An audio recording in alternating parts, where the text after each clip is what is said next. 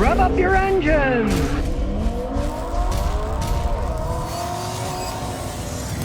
Today I'm going to talk about anti-lock braking systems, how they work, what goes wrong, and how to fix them. Yours, as we start it up, you can see, as we check over here, the ABS brake light is staying on. Now that means there's a trouble code stored for the anti-lock brake system, and it needs to be scanned by a computer. But before we do this, I'll give you an overall explanation of anti-lock brake system. Now in modern anti-lock brake systems, each wheel has a sensor that tells the computer what speed the wheel is spinning at. Some of the older ones only had them in the back, but they all have them on all four wheels now. This particular one is a sensor for the back wheel. Each wheel has one. The sensor tells the computer what speed each wheel is going. So let's say your right rear wheel locked up. That would show that its speed was 0.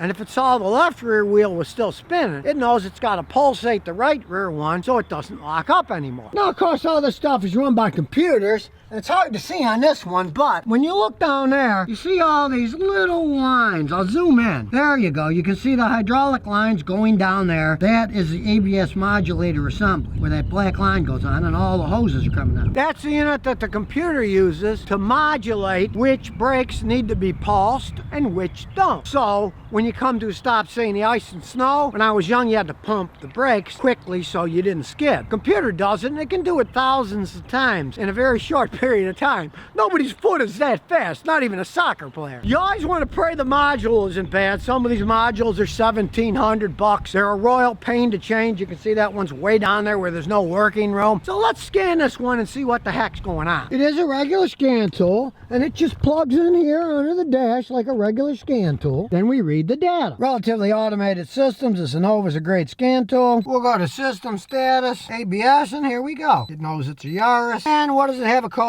Rear wheel speed sensor, right hand circuit. And realize this about car. Everything in a car, right and left, of course it's relative, where you stand and right, but it goes for the driver sitting. The right hand side of the car, the passenger side, because the driver's right side. The left side is the driver's door. So the right rear one is the passenger rear wheel. That one's not working. So it's rather ironic that I have the speed sensor for the right rear wheel. But not really. If you've been watching me any length of time, you might remember this Yaris. The customer's wife let the emergency brake on and it melted the wiring going to the sensor. We replaced that, but the sensor was bad. And he didn't want to spend a fortune at the Toyota dealer, so he got this online for like 25 bucks or something instead of the outrageous Toyota price. So we're going to put this sensor on that wheel. So you get the jack and jack stand and jack it up. In this case, we'll look for the little jack mark. Toyotas have cheap little jacks when they build them, and they fit on these two notches here. So if you put your regular jack in those notches, it won't bend anything. And of course,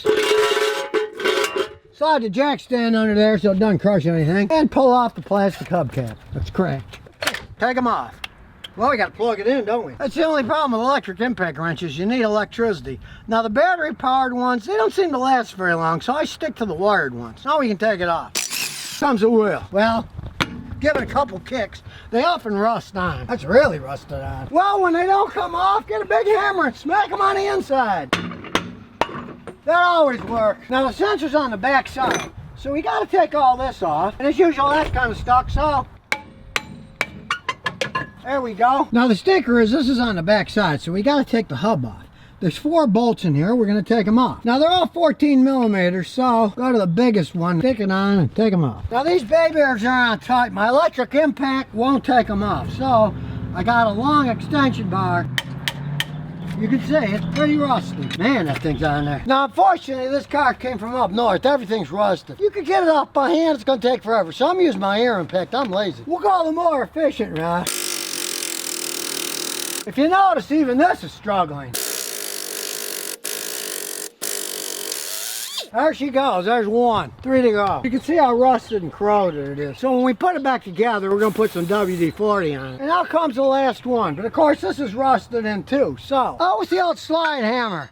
If you don't own one, most auto parts will loan them free. You put one end on here. They only need to be finger tight. Then you screw the slide hammer in. You want to make that tight so it doesn't strip anything. Then you whack the slide hammer. There we go. Now when we look back here it is. We just have to knock this one off. Now since we're throwing the old one away, this is a new one. Chisels come in handy. We'll try chiseling this thing off. If we're throwing it away anyways, we really don't care. Starting to move. It's always fun popping them out. It's starting to come loose. Just tap it on the other side more. Get a screwdriver now, we can pry it. And voila! As you can see, it is melted inside too. Now it has to be perfectly clean inside, and there's little pieces of broken plastic. So you want to blow all that crud out to make sure it's clean. Now as we spin it around, we can see it's perfectly clean inside, and there's no pieces left. Then you just place this down with the sensor ring sitting on top here, the connector, and tap it in place. You tap it with the hammer, go the whole way around to make it snap in place. Use a nice blunt punch. Just work it around. Now that I hammered enough, the whole thing came out, and you can see it's even all the way around. Then we just put it back together. Just slides in, and you put the bolts in. Then get them on nice and tight. Then don't forget to snap the sensor on. There it goes. Then we put it all back together if we can find the parts. There's a brake drum. That slides on. We'll roll the tire back. Don't go anywhere now. Throw that back on. A miracle. We haven't lost any of the lug nuts. Then we got to find our little 19mm socket, which of course has disappeared. It always happens. Get it on nice and tight. Spin it nice and free. We'll put the hubcap on. Even though it is cracked, better than nothing. Get the jack stand out of the way, all the rest of the junk, and let it down. Now we're gonna check with a scan tool. Yes, it's a Yaris. Now that's the old one. We have to erase it, so you gotta turn the key off, turn it on, push erase. Now I'll take it for a spin. Well, so far so good, the light didn't come on. But here's the real test, the ABS live data. Now I got the speed sensors. Here they are, and let's go. Is the right rear one working? Yes, they're all working now. And show the correct speed. The ABS system is now repaired fully. No more annoying ABS light on, and the ABS system is actually working. So the next time your car's ABS system breaks, why not give a stab at fixing it yourself? And since I'm always giving free information, today I'm also giving away a free slide hammer.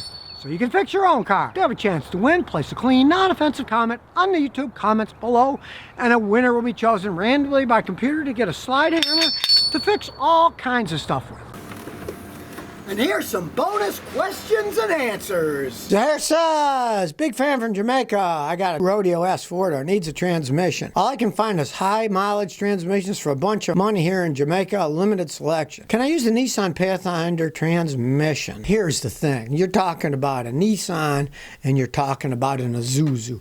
Two completely different companies. Now, often, both of those companies use what are called Jatco transmissions. Nissan, the company, owns. If that Rodeo has the same Jatco transmission, you could use it. Are they the same transmission? Find a transmission expert. A guy runs a shop, and he certainly is going to be able to figure it out there in Jamaica. I understand you guys on those islands. I was on the British Virgin Islands, the same thing. Car parts and cars were super expensive because everything has to be imported in, and there's an import tariff. Everything is super, super duper expensive. I understand that, but you got to see, is it the same transmission? A transmission expert would be able to figure that out. Maybe you can use from a Nissan Pathfinder. They couldn't be the same Jatco transmission because on those, Nissan doesn't make the transmission for theirs, neither does Isuzu. So they could very well be the same transmission. But you can have an expert look it up in your area that understands the car sold in your area and what is what. Because in different parts of the world, they have the same car name, but they're different than the ones here in the United States. So I can't tell you from my experience here. Phil in the House says, I get a 2021 RAV4 hybrid, and Toyota says you shouldn't use a battery charger, and the auxiliary battery that's in the trunk has like a cold cranking at a 420. I have a smart charger. Could I use, now Toyota, of course, that's a hybrid. That's the little 12-volt battery. The rest of it works off the big hybrid battery. There's no reason you probably need to do anything with that battery for quite some time because it's a brand new vehicle. You're not going to need to charge it up for any length of time. The small one, you really don't have to worry about for quite some time. They generally last 5, 6, 7, 8 years, and they don't cost all that much. It's only 420 cold crank. It's the other one that costs $10,000 or more. Loco 2002 says, hey, I got a 2016 Ford Transit. The leaking oil looks like brake oil. What could it be? First thing you want to do is make sure it's brake oil and not gear oil. Gear oil stinks. You smell it?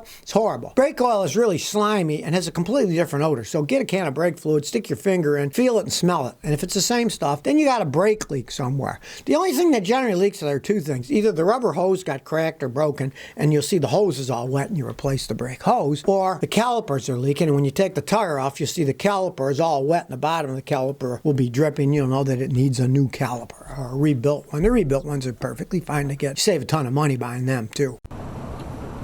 So if you never want to miss another one of my new car repair videos, remember to ring that bell.